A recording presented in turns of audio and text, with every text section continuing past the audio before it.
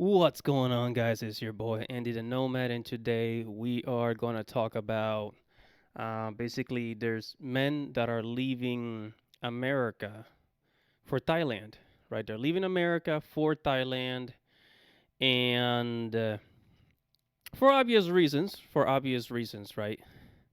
Now, I've gone to Japan and the Philippines. I haven't gone to Thailand yet.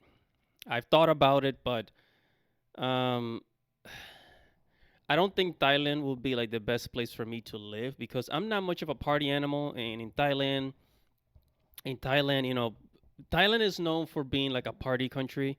I'm more of like a chill, more like the Filipino type of guy. It's more religious, more it's more family oriented, and it's not so much about partying. It's not so much about like you know getting laid. You know what I'm talking about. But anyways, let's go ahead. So I looked up on YouTube, and there's there's a series of videos of like men people leaving America for Thailand and other countries too. But today we're gonna talk about Thailand. Let me go. Let's go ahead and start with this one real quick. This is from the CNBC. So this is how you know like this is becoming like a big movement now because people leaving their country. It's made it to like actual news networks like worldwide news networks. Anyways, let's go ahead and see.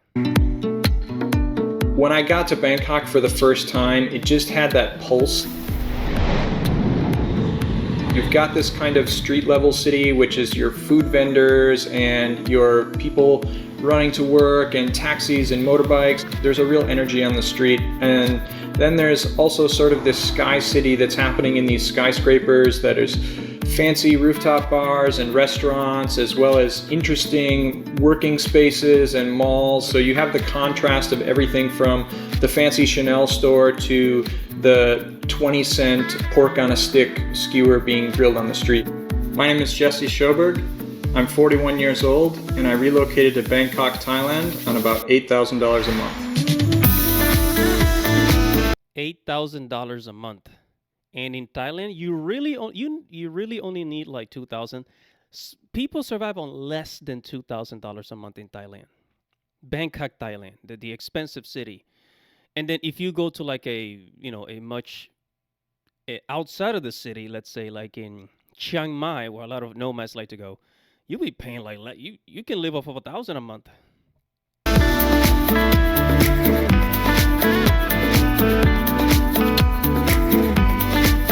He's been living abroad for 14 years. Man, this guy is a pro. He is you know, I'm an entrepreneur and a web developer. I've been working online for about 20 years. I currently run a company called Drop and Blog. I think a lot of entrepreneurs kind of lend themselves to being nomads as well because there is some sort of a seek of adventure and freedom that kind of comes from both sides. I decided that Thailand was a place that I would like to live when I first came here in 2015. The quality in life in Thailand compared to the United States, I'd say for 90% of things is much better. It's a very easy for 90% of things is much better. Gee, I wonder what those things are.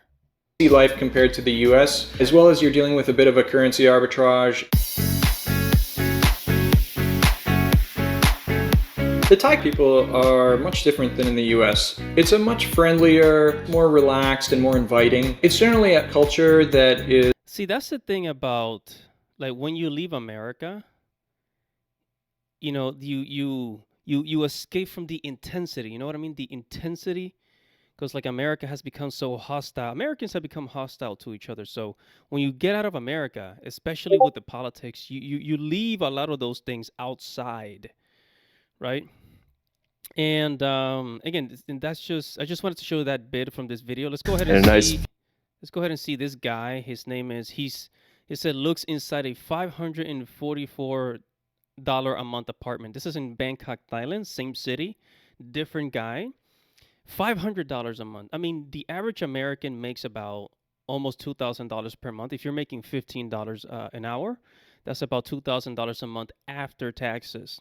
So imagine all you need is $500 to be able to live in like this nice, really nice rooftop apartment in Thailand, right? And then having like a, like a remote job or like a digital business, something like that, where you can leave the country and get a nice apartment like that. And as a matter of fact, you can live you can live comfortably just a $300 a month apartment. Like you don't have to get something fancy, but if you can afford it, why not, right? Ever been here in Thailand. Something about this environment, it just radiates positivity. They're so good. Something about this environment radiates positivity. When was the last time you said that about America? Because I mean, I like to go to New York, but New York has become a hellhole. Chicago has become very, very, very crime-ridden city, and many other cities like Houston. I like Houston, but Houston is like there's so much crime happening too. It's like America is just full of crime. And then they have the nerves to talk about other countries saying, "Oh, well, that country is corrupted." Really? But America is not corrupted. I think the biggest thing I gained from living here in Bangkok for the past 3 years is being content and realizing I don't actually need much to live a happy, simple lifestyle. I don't need much to live a happy, simple lifestyle. And this is just a single guy. Look at that. My name is Paulie, I'm 28 years old, and 3 years ago I permanently left the United States to move here to Bangkok, Thailand. I'm a content creator and I also do real estate and I make around $150,000 a year. $150,000 a year. See, when you take that kind of income to another country, you can, that your money, especially in dollars, your money stretches like 5 times further than it does in America. $150,000 in America, let's say if you live in California, New York, you had to leave the city to be able to afford to live. And even then, like, you still be paying like, $2,000 in rent for like a 1-bedroom apartment, and nowadays they're just building luxury apartments like it's ridiculous. Um, yeah, so $150,000 salary, take it to Thailand, take it to Japan. You can find a really nice apartment for like, let's say, I don't know, $700 a month, $500 a month. And in Thailand, I mean, good for $400 a month apartment. You're living like a king, bro. I came here for a short vacation in April 2021 and then officially moved here in September 2021. When I first arrived to Thailand, I just felt rejuvenated. Everything was just completely new to me and I just felt like it was a fresh new start. And the more and more I live here, I feel like the more and more I fall in love with the city. See, and a lot of people will tell you, I mean, you go to, let's say, Eastern Europe, right? You go to Eastern Europe or maybe parts of South America, Latin America. All of a sudden you just start to feel different, like the intensity like that. Americans are so stressed out that when when you go on vacation somewhere else, it's like you see the light.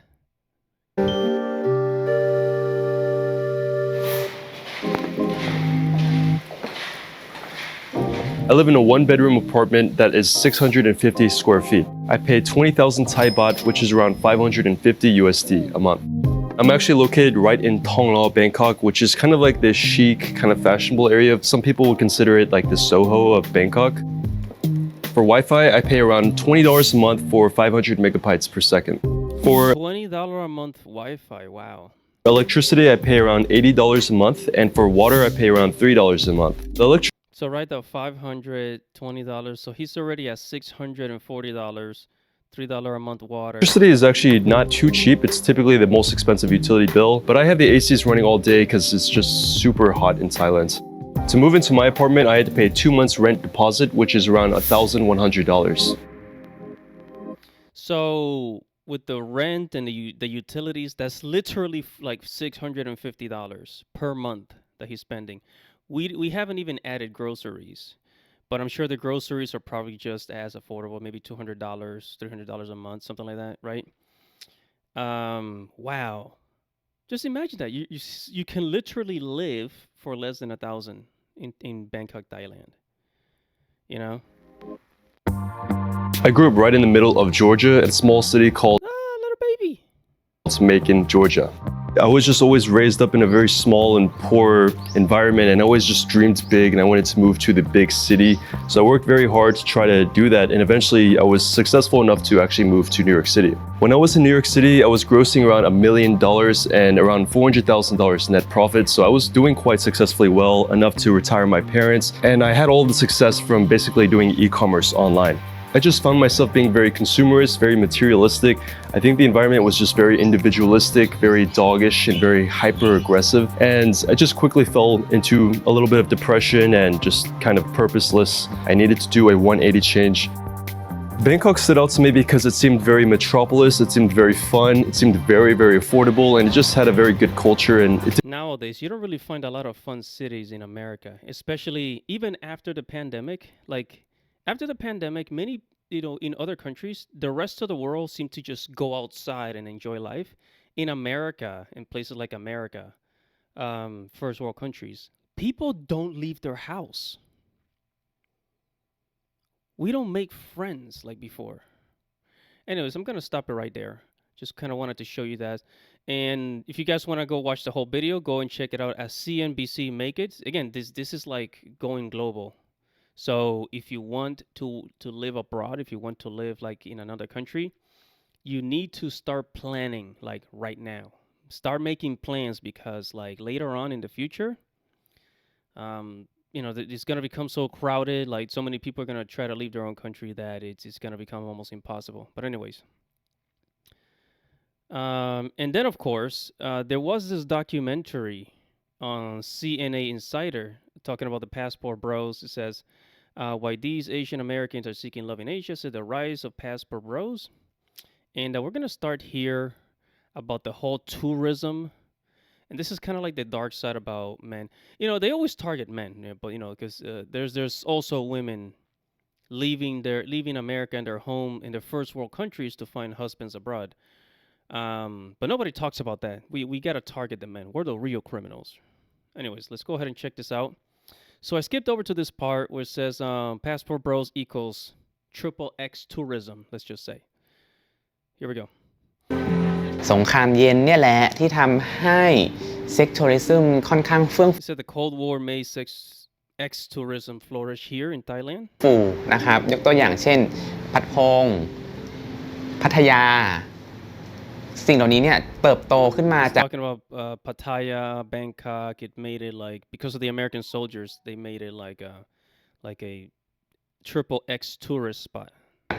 บรรดาทหารอเมริกันเริ่มเข้ามาขณะเดียวกันมันมีอีกอาชีพหนึ่งที่เรียกว่าเมียเช่าคือพัฒนาการของการขายบริการทางเพศอะไรอย่างเงี้ยนะครับก็มันก็เกิดขึ้นมาเหมือนแบบฉันจะเป็นแฟนกับเธอฉันจะเป็นคู่รักเป็นเมียเธอแล้วเธอก็ให้เงินฉันจะดูแลเธอประหนึ่งเมียที่ดีเลยเมียแบบในอุดมคติชายเป็นใหญ่เลยมันเกิดความไม่มั่นคงทางเศรษฐกิจตอนนั้นเมื่อทหารอเมริกันกลับไปเขาเกิดภาวะยากจนทันที Yeah, and then when the American soldiers left, people suddenly became poor because they were like getting paid by the American soldiers that brought in the American dollar. So this is kind of like where the Thai people started to rely on